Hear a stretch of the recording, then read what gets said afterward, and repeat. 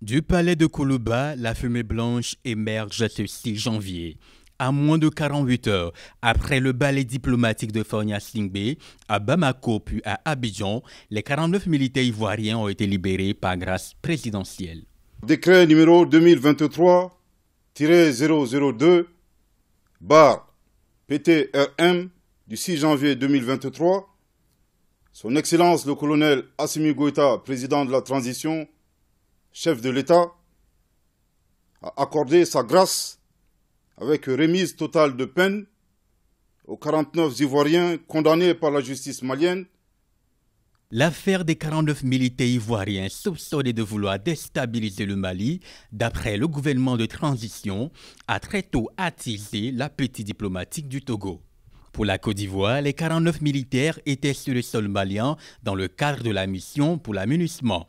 Faisant place à la confusion, la crise s'installe entre les deux pays. La médiation togolaise, pilotée par le chef de la diplomatie Robert Doucet, a ainsi mené des missions de bons offices entre Bamako et Abidjan. Le 3 septembre, la diplomatie togolaise remporte une première victoire. 3 militaires féminins parmi les 49 ont été libérés pour raisons humanitaires. Le 22 décembre, la médiation togolaise remporte un nouveau succès. Les autorités maliennes et ivoiriennes signent un mémorandum de sortie de crise.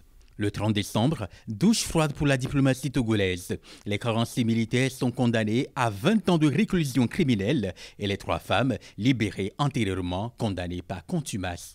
Début décembre, à Abuja, les dirigeants ouest-africains réunis en sommet lancent un ultimatum au Mali. Selon l'organisation régionale, les 49 soldats doivent être libérés avant le 1er janvier sous peine de nouvelles sanctions.